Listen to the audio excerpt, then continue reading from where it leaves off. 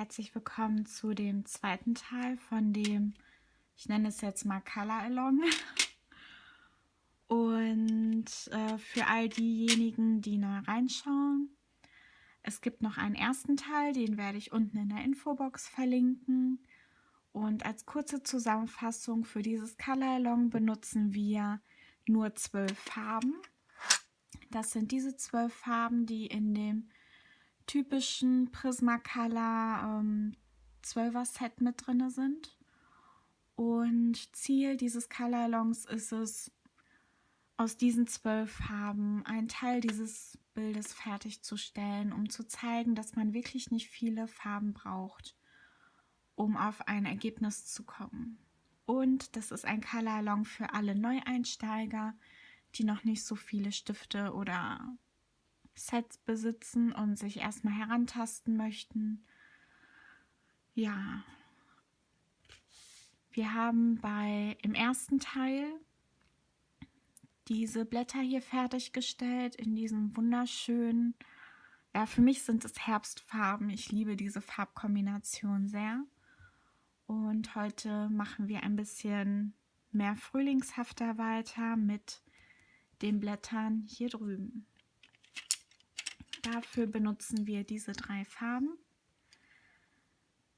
die 903, 909 und 912. Zuallererst fange ich mit der dunkelsten Farbe an und lege hier in der Mitte ein bisschen Farbe vor. Die Farbe ziehe ich in jeder gezeichneten Ecke hier von dem Blatt ein bisschen raus.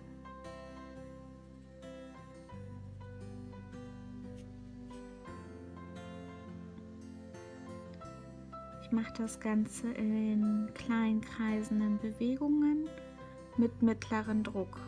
Nicht zu viel und nicht zu wenig.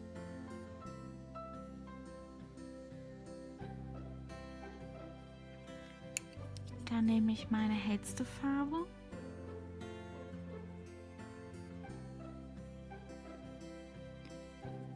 und gehe von der äußeren Kante in kleinen kreisenden Bewegungen zum Inneren des Blattes.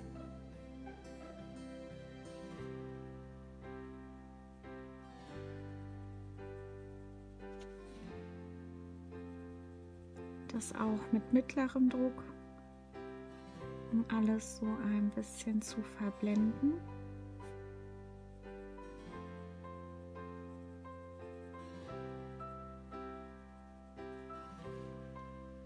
Und ich möchte, dass die Mitte des Blattes ein bisschen prominenter oder ein bisschen mehr sichtbar wird. Und dafür nehme ich jetzt das Blau. Und da gehe ich mit leichtem Druck an den gleichen Stellen rüber, wo ich vorher mit der dunklen Farbe rübergegangen bin. Also von der Mitte in kleinen kreisenden Bewegungen mit wenig Druck nach außen. Nicht ganz nach außen, weil da ist ja mein hellgrün. Das möchte ich auch hellgrün lassen. Jetzt noch einmal ein bisschen mit dem hellgrün drüber. Und dann haben wir auch schon unser Blatt fertig. So, also erstmal die Mitte ausmalen. Die Farbe ein bisschen nach außen ziehen. Also in der Mitte mehr Druck und nach außen hin den Druck etwas loslassen. So dass man weichere Ausläufer hat und hinterher bei dem Blenden keine harten Kanten hat. Dann blendet man das Hellgrün mit dem dunklen Grün hier am Rand zusammen.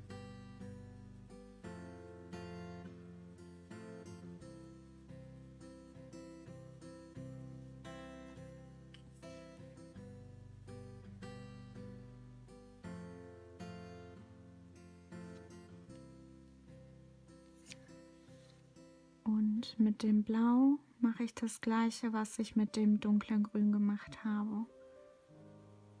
Nochmal mit mehr Druck in der Mitte und wenig Druck nach außen, einfach um die Mitte noch mal mehr zu betonen.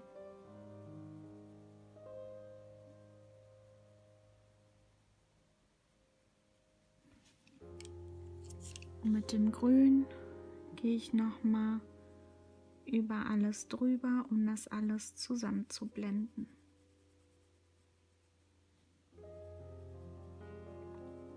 Man muss natürlich aufpassen, dass man nicht direkt mit schwerer Hand anfängt, weil sonst hat man hinterher keine Möglichkeit mehr, Farbe aufzutragen.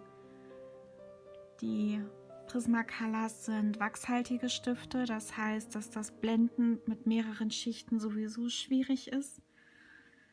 Deswegen lieber mit leichter Hand arbeiten. Und hinterher kann man natürlich immer noch mehr Farbe auftragen und die Fehler leichter auskorrigieren. So, und so werde ich bei dem Rest der Blätter hier vorgehen. So, wir beschäftigen uns jetzt mit diesen kleinen Blümchenblättern.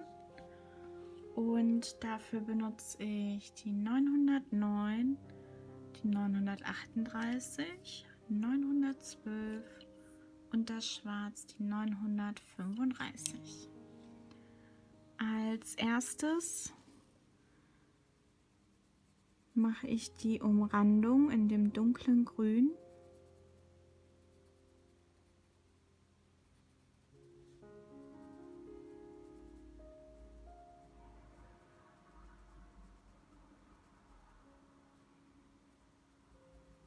Und blende das Grün nach innen.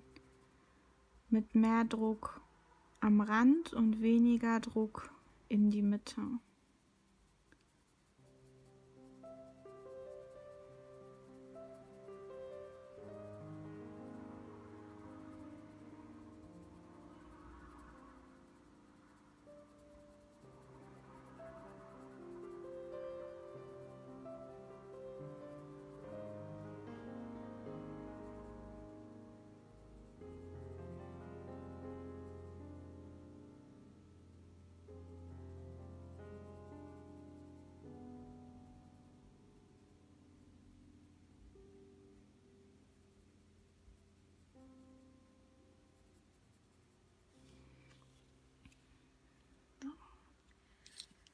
Dann blende ich das helle Grün rein, indem ich von dem Dunkelgrün das helle Grün in kreisförmigen Bewegungen in die Mitte ziehe.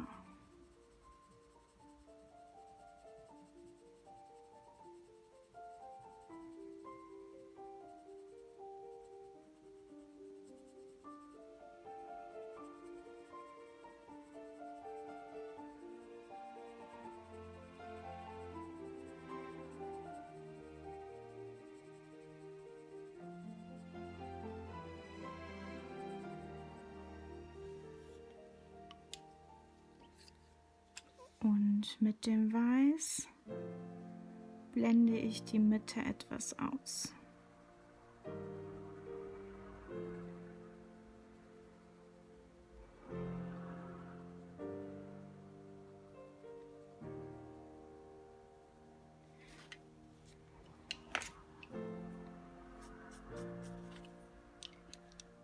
So, jetzt kommen die Details. Ich ziehe mit dem Schwarz den Rand hier etwas nach, wirklich nur ganz, ganz dünn.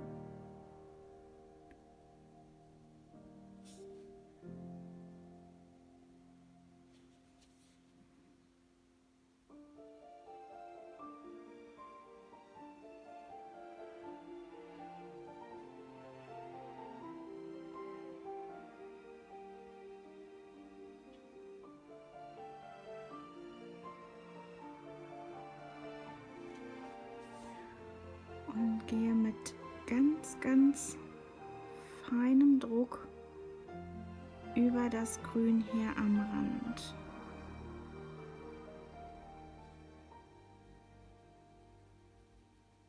So dass das Grün durch das Schwarz einen dunkleren Ton kriegt. Und das blende ich mit dem Hellgrün aus.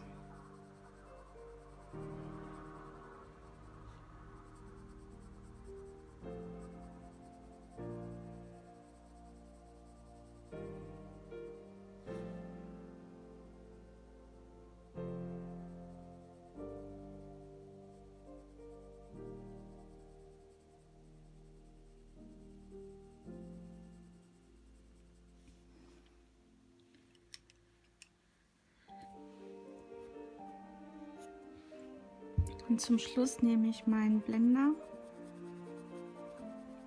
und blende jede Kante, die ich hier noch drin habe, weich aus.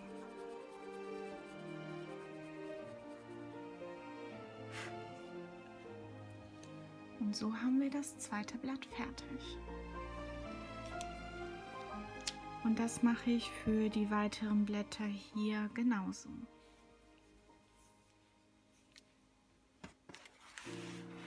Dann widmen wir uns hier dem Blatt hier unten.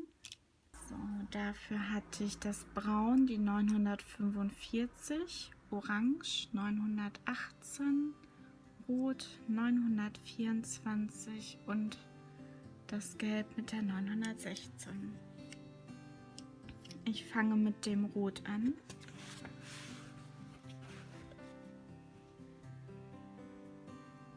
Indem ich mit stärkerem Druck die Spitze hier male und das Rot mit leichten kreisenden Bewegungen ausblende. Und das gleiche hier oben.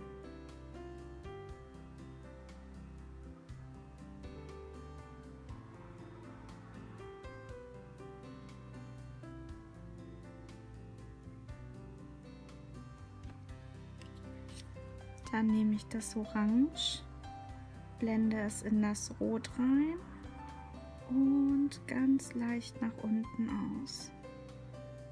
Das gleiche hier unten auch. Das Orange in das Rot einblenden und die Farbe nur ein ganz kleines Stück hochziehen. Und mit dem Gelb aufpassen, dass die Spitze sauber ist. Wenn nicht, dann kurz auf einem Stück Papier sauber machen. Mit dem Gelb malt man die Mitte aus und blendet das Orange zusammen. In das Rot rein, kurz sauber machen und weiter nach oben blenden. So, jetzt seht ihr ja, dass da ein Farbunterschied ist. Das beheben wir mit dem Braun, damit es nicht so gleich wie hier in der Ecke aussieht. Wir gehen jetzt nämlich mit dem Braun über alles drüber. Hier, wo das Rot am stärksten ist, drücken wir am meisten und in ganz, ganz leichten kreisenden Bewegungen, wirklich nur minimaler Druck, gehen wir über alles rüber und verstärken jetzt wieder den Druck.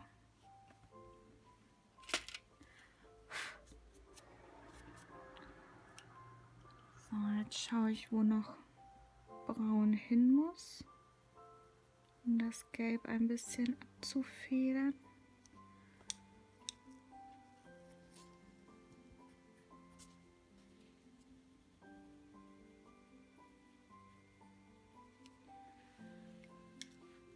So, und damit haben wir auch unsere zweite Ecke hinbekommen.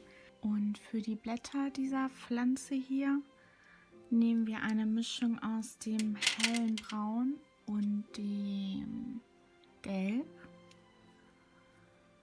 Und zwar lege ich hier unten etwas von dem Gelb vor. Ich drücke hier stärker und lasse das Gelb leicht auslaufen. Und mit dem Braun mache ich es genau andersherum. Ich drücke hier stärker und lasse das Braun auslaufen und male über das ganze Gelb einmal drüber, um der Pflanze so eine Art herbstliches Braungold zu geben. Und mit dem Gelb blende ich nochmal alles zusammen. Das war's für den Part 2 dieses Videos. Um nochmal zusammenzufassen, wir haben diese Pflanze gemalt, diese Blätter und diesen Teil hier. Und das alles nur mit einigen von unseren 12 Stiften. Dann sehen wir uns im dritten Part. Ich hoffe, es hat euch gefallen. Hinterlasst auf jeden Fall Nachrichten oder Kommentare. Ich freue mich immer, von euch zu hören und versuche auch so schnell wie möglich zu antworten. Bis zum nächsten Mal. Tschüss.